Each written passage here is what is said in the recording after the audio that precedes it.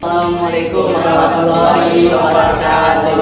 Waalaikumsalam. Saya Rizky Merinda, SDMSI selaku dosen pengampu pada mata pelajaran Bahasa Indonesia pada sore hari ini. Mohon izin, saya selaku moderator pada kelompok 1. Izin memperkenalkan diri, nama saya Muhammad Wildan Wirwaidain dan teman-teman saya. Perkenalkan, nama saya Rizky Rizky. Perkenalkan, nama saya Ismail Esa. Dan satu lagi Bertan Mikroskopis selaku moderator. Yang pertama itu Indonesia merupakan salah satu negara dengan keberagaman suku, bangsa, dan budaya yang besar di dunia. Setidaknya itu ada 300 kelompok etnis dan 1.340 suku di tanah air dengan tingkatan yang berbeda satu sama lain, dan ketika keanekaragaman dan kekayaan itu menyatu menjadi satu bangsa. Oke, untuk materi presentasi hari ini yaitu pembahasannya itu yang pertama ada fungsi nilai norma dan kita dalam kehidupan masyarakat. Yang kedua itu berpengaruh dan pengaruh keanekaragaman bahasa mempengaruhi nilai norma dan kita dalam suatu masyarakat. Ketiga, dampak positif dan negatif keanekaragaman bahasa yang dapat mempengaruhi suatu nilai norma dan etika yang ada pada suatu masyarakat. Keempat, peran bahasa Indonesia terhadap nilai norma dan etika akademik suatu masyarakat. Dan yang terakhir itu adalah pengaruh etika bahasa dalam hukum akademik dan masyarakat. Itu fungsi nilai, norma, dan etika dalam kehidupan masyarakat. Nilai, norma, dan etika memiliki peran penting dalam kehidupan masyarakat. Saya akan menjelaskan pengaruh keanekaragaman bahasa dapat mempengaruhi nilai, norma, dan etika di suatu masyarakat. Keanekaragaman bahasa di suatu masyarakat untuk mempertahankan dan mengembangkan warisan budaya dan nilai-nilai dalam suatu masyarakat. Adapun dampak positif dan negatif keanekaragaman bahasa yang dapat mempengaruhi suatu nilai, norma, dan etika yang ada di suatu masyarakat. Dampak positif keanekaragaman bahasa yaitu keanekaragaman bahasa mengaktifkan individu untuk belajar dan menguasai lebih dari satu bahasa, memperkaya literasi dan kemampuan komunikasi. Dampak negatif keanekaragaman bahasa dapat menyulitkan komunikasi dan integrasi nasional, terutama antar individu atau kelompok dari daerah yang berbeda. Selanjutnya adalah peran bahasa Indonesia terhadap nilai, norma, dan etika akademik di suatu masyarakat. Bahasa Indonesia mempunyai peran penting dalam konteks nilai, norma, dan etika masyarakat. Beberapa aspek utamanya adalah 1. Bahasa komunikasi. Bahasa Indonesia digunakan sebagai sarana komunikasi dalam konteks akademik, baik lisan maupun tulisan, dan penggunaannya yang baik dan benar mendukung etika komunikasi dan norma akademik. Yang kedua ada penanaman nilai karakter. Bahasa Indonesia dapat digunakan untuk menanamkan nilai karakter pendidikan, seperti kejujuran dan sopan santun dalam pembelajaran.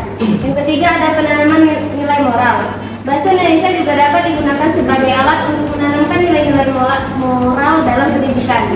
Yang keempat ada penguatan etika digital.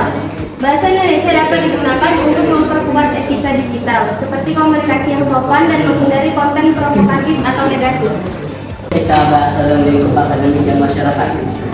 Bahasa mempunyai peran penting dalam menentukan bidang komunikasi dan etika bahasa yang mencakup aturan penggunaan bahasa yang diterapkan sopan santun, penghormatan, dan nilai-nilai masyarakat. Etika bahasa sangat relevan dalam konteks akademik dan masyarakat. Yang pertama, etika bahasa dalam akademik mencakup nilai seperti kejujuran, tanggung jawab, dan integritas dalam penulisan ilmiah. Yang kedua, penggunaan bahasa Indonesia yang baik dan benar dalam akademik mencerminkan profesionalitas penulis dan mendukung pemahaman yang jelas. Yang ketiga, dalam masyarakat, etika bahasa mempengaruhi komunikasi yang sehat, menghindari diskriminasi, dan memperkuat hubungan antar individu. Yang keempat, penggunaan kata-kata bahasa juga mencerminkan nilai, norma, dan etika masyarakat, seperti penggunaan bahwa, hormat, atau bahasa yang menegaskan. Yang terakhir, bahasa juga dapat mencerminkan perilaku sehari-hari seseorang, dan penggunaan bahasa yang baik dan menciptakan komunikasi yang efektif dan saling menghargai dalam masyarakat. Mengambilkan. Adakah teman-teman yang ingin ditanyakan? Oh, boleh. Boleh. Oke, baik. Terima kasih atas kasih kesempatan bertanya. Baik, nama saya Mas Fitra. Saya perwakilan dari kelompok 4. Ini pertanyaan, bagaimana bahasa Indonesia dapat mempengaruhi citra reputasi seorang peneliti dan akademik atau akademisi dalam komunitas ilmiah lokal dan internasional dari sudut pandang Anda sendiri. Terima kasih. Nama saya Fasula Putri dari perwakilan kelompok 5. Bertanya, bagaimana menurut kalian solusi dalam mengatasi keanekaragaman bangsa itu tersendiri? Terima kasih. Akan nama saya Ronald Basang, perwakilan dari kelompok 3. Pertanyaannya, bagaimana bahasa Indonesia dapat menjawab permasalahan etika dalam berbahasa?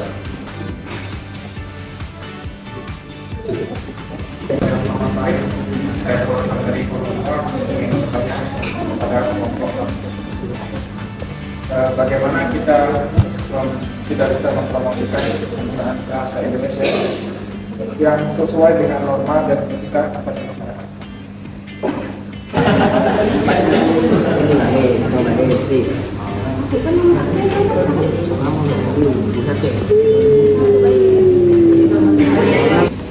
Oke, baik, saya akan menjawab dari Mas Fitra.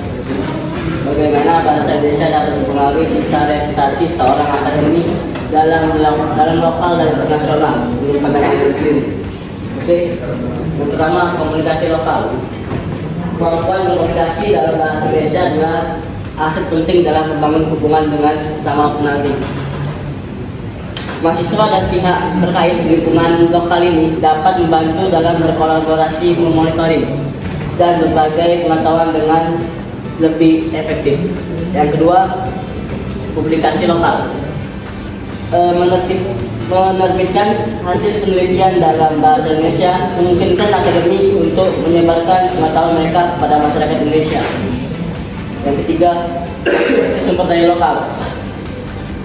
Bahasa Indonesia memungkinkan akademi untuk memiliki akses lebih baik ke sumber daya, data, dan informasi lokal. Yang keempat, reputasi internasional. Bagi akademi yang ingin membangun reputasi internasional, kemampuan berkomunikasi dalam bahasa Inggris sangat penting. Namun, mereka juga dapat memanfaatkan bahasa Indonesia untuk mempublikasikan penelitian tentang Indonesia. Yang terakhir, multilingualisme. Kemampuan berbicara dalam lebih dari suatu bahasa, termasuk bahasa Indonesia, dapat memberikan keunggulan kompetitif. Bagaimana kita bisa mempromosikan penggunaan bahasa Indonesia yang sesuai dengan norma dan etika di masyarakat? Yang pertama, dilakukannya kampanye pendidikan seperti menyelenggarakan pendidikan yang fokus pada pemahaman norma dan etika dalam berbahasa. Yang kedua, kolaborasi dengan media massa, yaitu menyelenggarakan produksi konten yang mendukung norma-norma kebahasaan yang positif dan membangun kesadaran masyarakat akan dampak kata-kata. Ini yang ketiga, inisiatif sekolah dan perguruan tinggi, di mana kurikulum sekolah dapat mendorong siswa untuk memahami dan menghargai keberagaman bahasa serta menggunakan bahasa dengan baik dan benar.